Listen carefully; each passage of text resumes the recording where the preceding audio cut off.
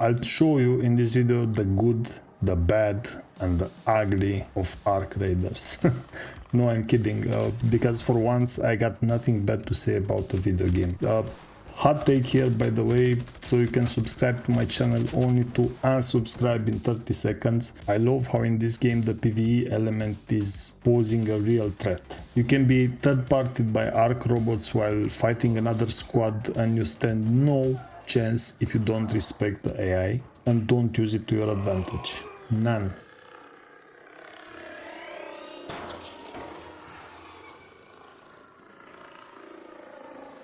This game is a blast so far. No other words should be necessary, but if you're not convinced yet, and for some reason if you don't already played it, let me tell you what I love about this and why all the hype you saw so far surrounding this title is warranted. I promise. Let me tell you why I think this might be even GOTY material, and I can say that with 90% confidence. If the rest of the content is like this, in 30 October the release will seal the deal. Everything is time-stamped below in case you are not interested in some topic I'm talking about. So let's dive in. First, let me tell you a couple of words regarding the aesthetics and visuals of the game straight from the developers. As we are developing the ideas and visuals for the game, a new world set in the far future of the post-apocalypse, we established some pillars to adhere to. It needed to be grounded to be believable and inviting to contrast the dark premise. To achieve this, we had to strike a balance, finding the beauty in decay and weighting the relatable with the imaginative. We were inspired by brutalist architecture and industrial design, as well as the layers of history that peek through, despite the passing of time. At core, the presentational aspect is meant to be breathtaking, a celebration of the majesty of nature, which can be felt in the vivid, naturalistic lighting, grand skies, and nature reclaiming the influence of man. What's brutalist architecture, you might ask? Well, this is a distinctive style that emerged in the mid-20th century, characterized by its raw, unfinished aesthetic and functional designs. One of the primary traits of brutalism is the extensive use of raw concrete. This material is often left unfinished, highlighting its texture and imperfections, which stand in stark contrast to the polished exteriors common in other architectural styles. The deliberate choice of concrete as a primary building material allows for a strong connection between the structure and its environment, while also providing an austere yet powerful expression of strength and durability. And I'll stop here with the quotes. But I got into all this because I want to stress how well everything is tied together visually in this game. When you watch the environment at your spawn point, you might say, cool stuff, but generic, right? But once you start hitting those points of interest, oh boy, you will stare at the shapes of these huge imposing buildings and start to appreciate the brutalist architecture and industrial design Embark Studios adhere to. Only one mention here: from what I know, this type of architecture is characterized by asymmetry, and most buildings are pretty symmetrical in Ark Raiders from what I saw. Maybe I'm totally wrong on this, so yeah, I don't know. If there are some architects in the comments, just tell me I'm wrong, and yeah, I'll acknowledge it, and I'll even pin the comment. Anyway, enough of that. It's just that my spider environment artist senses are tingling as I'm playing this game. And besides all that, the graphics are good with very cool looking FX. The 3D models look great, and I love the retro aesthetic too damn much. The game just sells itself by this point, am I right? Now let's delve deeper into the actual game and talk about gameplay for a second. I love how this game offers you the ability to play the game solo or with two friends, or you can just match quickly with two randoms. I hope this thing alone should get some of you folk that are intimidated by these types of games enough comfort to try it. Yeah, hot take here incoming, by the way, so you can subscribe to my channel only to unsubscribe 30 seconds after this. I love how in this game the PvE element poses a real threat. You can be third-partied by Ark robots robots while fighting another squad, and you stand no chance if you don't respect the AI and don't use it to your advantage. None. Now, finally, a game with decent PvE, right? I hope this stays like this because it's something special. Even in Escape from Tarkov, the PvE element is a damn joke, right? Yeah, of course, bosses in that game are another story, but scavs, just a sad bunch of AI, right? In Arc Raiders, though, this is not the case. Those drones, if they spot you, are popping off. The AI is pretty damn smart, and this is another thing that increases the immersion for me. If you make a noise, they will get attracted by it. So it's not only visual detection. You really need to stay low and get past the drones on your way to points of interest. Do not make a mess and let anyone know in a huge radius around you of your position, you know. This is key in Arc Raiders. Sound is very important. And we'll talk about the sound more later down the road. In the server slam, we have limited gear options and limited progression. Sadly, I hope at release, during any point of the progression, the ARC drones are staying hard. They are not getting trivial. Please embark. Tell me even at the end game the AI will still be hard. Because that's the magic and one of the defining traits of this game. Someone tell me in the comments if you know anything more about this, and I'll pin it for anyone to see. I can't stress enough how important this is. So don't cave in to people who ask for nerfs of the drones. Please. Don't. And besides that, the difficulty is alleviated to some extent by ease of playing with others. That's one thing.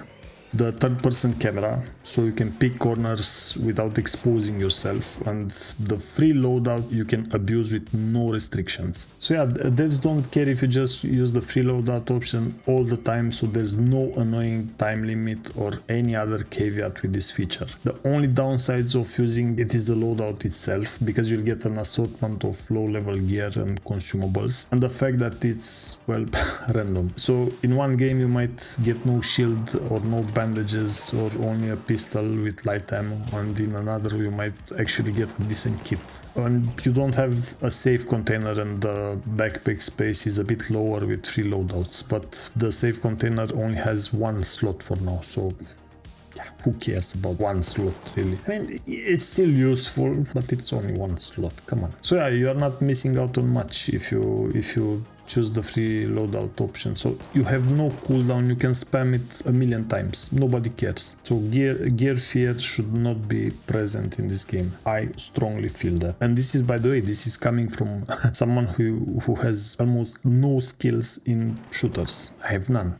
I'm old, I'm 46 soon. I'm not good at Twitch shooting. So yeah, I feel this game is very much approachable by all people and all skill levels. Gear fear, not a problem. Now, granted, this applies now when everyone is on an even playing field. At release, after a few weeks, this might look totally different. I can see how full squads of gear people might wipe the floor with squads that choose to play with free loadouts every time. So this remains to be seen. But now, at the beginning, it's a freaking blast, and I love it. And I hope this stays throughout the game, throughout the experience. That's my hope.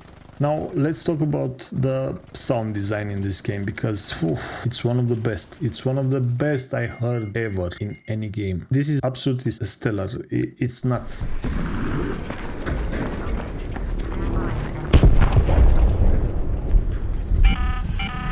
All Raiders, arc on screen. 5 minutes left. Go find your way home. I repeat, 5 minutes.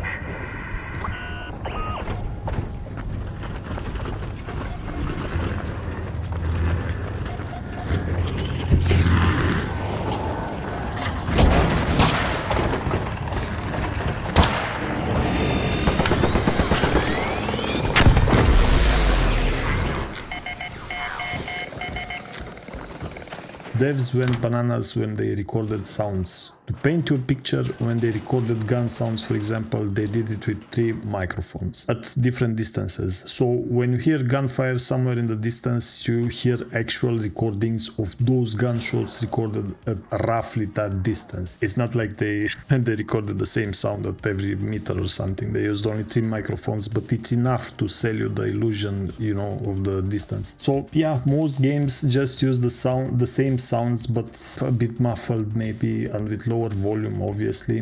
But how Embark Studios did it, it's very logical and should become the industry standard. When you hear distant gunfire, you hear how those guns actually sound in the distance, you know, and this is so important. Just listen to this.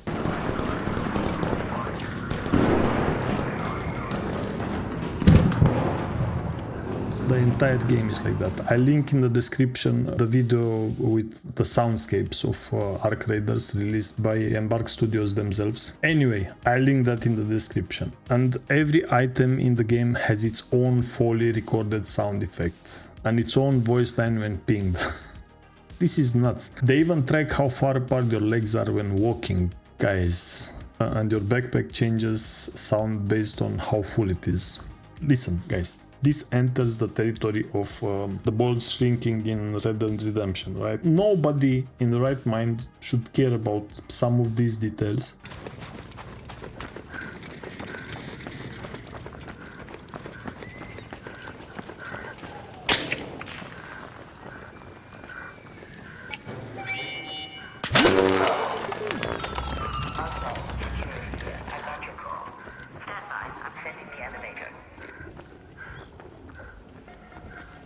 Sounds adds depth to gameplay. Each Arc machine has its own unique sound pattern. These sounds change depending on its state, whether the Arc is searching for something, easy combat, or just rolling around and minding its own business. We want players to be able to make strategic gameplay decisions before they even see an Arc creep around the corner. And that's totally how it is. The love and attention to detail in this game is crazy, and this is my kind of crazy. Most developers neglect sound like there's no tomorrow. Even in AAAs I see neglected sounds all the time. But in games like Arc Raiders and more recently Battlefield, it's not the case, and this shows how much of a difference good sound design makes. Top notch, guys. A+. Your attention to detail doesn't go unnoticed, and it shows. I promise. Just keep doing it. Don't change, don't get lazy, just keep doing it because you're doing great. Now, I'll not dissect the gameplay more in this video because the clips are speaking for themselves, hopefully.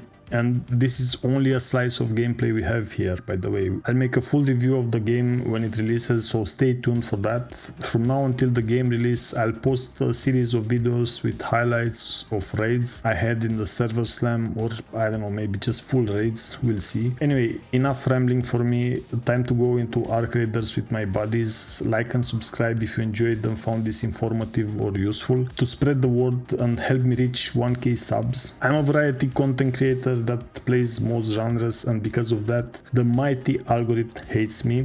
So yeah, help me help you with more and better content. See ya.